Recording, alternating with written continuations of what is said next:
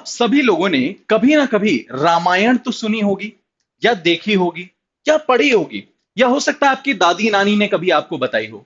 रामायण में एक बहुत इंटरेस्टिंग कैरेक्टर है श्री हनुमान जी, राइट।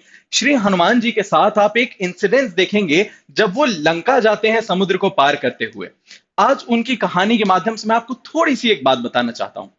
जब आप हनुमान जी के उस किस्से को, उस वाले पार्ट को जब आप डिटेल में पढ़ते हैं, तो आपको क्या मालूम पड़ता है कि जब पहली बार उनसे कहा गया, जब सारे वानरों की सभा बैठी और उन्होंने कहा यार इस समुद्र को पार करके जाएगा कौन, कैसे जा सकते हैं, इतना विशाल समुद्र है, पार नहीं किया जा सकता है। तो सभी लोगों से पूछा गया कि भाई आप कर सकते हैं क्या, आप कर सकते हैं क्या। सभी लोगों ने, कई लोगों ने तो हाथ पीछे कर लिए। कुछ लोगों ने कहा कि हम जा तो सकते हैं पर सीता मैया को लेकर के वापस नहीं आ सकते हैं।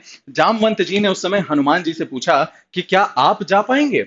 हनुमान जी ने कहा जब इतने बड़े बड़े दिग्गज नहीं जा पा रहे हैं तो मुझ जैसा वानर जो कि इनके जितना शक्तिशाली भी नहीं है, मैं जो सिर्फ पढ़ने लिखने में हूं, मैं कैसे वहां जा सकता हूं। तो उस समय में जामवंत जी ने उनका पूरा प्रोत्साहन बढ़ाया था, उनको बताया था कि उनके अंदर क्या कैपेबिलिटीज हैं, उनके अंदर क्या शक्ति है जिसके माध्यम से वो उछल करके एक छलांग में लंका तक पहुंच सकते थे।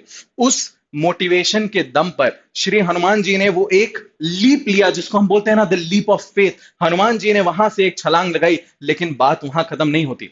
बात वहां खत्म नहीं होती। ये पहला शत्रु जो होता है किसी भी व्यक्ति का, हमको दिखता है, वो है खुद पर डाउट, एंजाइटी, टेंशन कि यार इतना बड़ा कोर्स है, इतने सारे बड़े बड़े लोग इतने सालों से तैयारी कर रहे हैं, इनका नहीं निकला, मैं कौन होता हूं। पहला ऑब्स्टिकल जो आपको पार करना है वो है खुद पे विश्वास का। आपको खुद पे विश्वास हो गया, वहां से आप आगे बढ़े। फिर हनुमान जी जब आगे बढ़े थे तो उनको पहली चीज जो मिली थी वो था मैनाक पर्वत।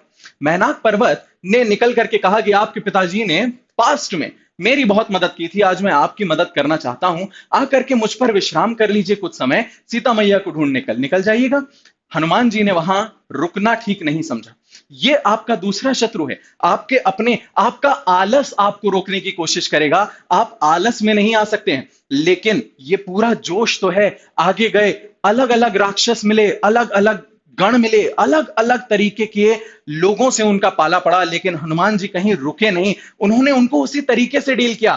ना तो सुरसा के सामने वो बड़ा शरीर लेके अहंकार में आए, आपको अहंकार भी नहीं करना है कि मुझे सब आता है, नहीं। जहां सीखने की अपॉर्चुनिटी मिले वहां खुद को छोटा कर लो, वहां खुद को सीखने लायक बना लो। सुरसा के सामने हनुमान जी उसको बीट नहीं कर सकते थे। उन्होंने खुद को बड़ा बनाने की कोशिश करी और जैसे ही समझ आया कि बड़ा बनकर खुद से नहीं निकला जा सकता, वहां वो छोटे हो गए। अहंकार को छोटा करो, वो आपका तीसरा। और चौथा, आप एक चीज देखेंगे, जैसे ही हनुमान जी लंका में दाखिल होने वाले थे, एकदम शांतमय माहौल हो गया था। हनुमान जी ने बिल्कुल भी शोरगुल किए बिना लंका में प्रवेश किया था। यही आपको करना है। ये जो आखिरी मोमेंट होता है ना, इस मोमेंट में अगर शोर शराबा हो, इस मोमेंट में अगर ध्यान भटके, इस मोमेंट में यदि आप इधर उधर होने लगे, सारा खेल बिगड़ सकता है। इसलिए अपना ध्यान, फोकस, आपको क्या करना है। आरजेएस का एग्जाम है 2 दिन के अंदर, इस एग्जाम पर आपको फोकस करना है। बिना शोरगुल किए, बिना किसी अननेसेसरी एक्टिविटी में लगे, अपने दिमाग को शांत करना है,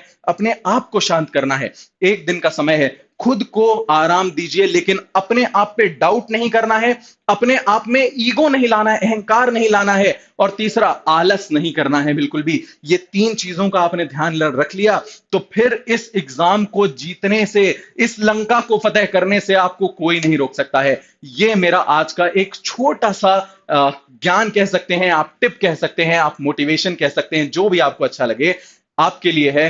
आरजेएस एग्जामिनेशन के लिए I wish you guys all the very best. अपनी तरफ से पूरी कोशिश कीजिए, पर टेंशन लेने वाली बात नहीं है। जितनी तैयारी करनी थी ना दोस्तों, आप वो सारी तैयारी कर चुके हो। इस 1-2 दिन में इस चीज को लेकर के अगर अपने सर पे बिठाएंगे, सैचुरेशन आने के पूरे पूरे चांसेस हैं। सैचुरेशन नहीं आने देना है।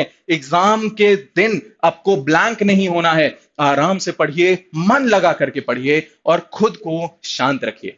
All the very best guys.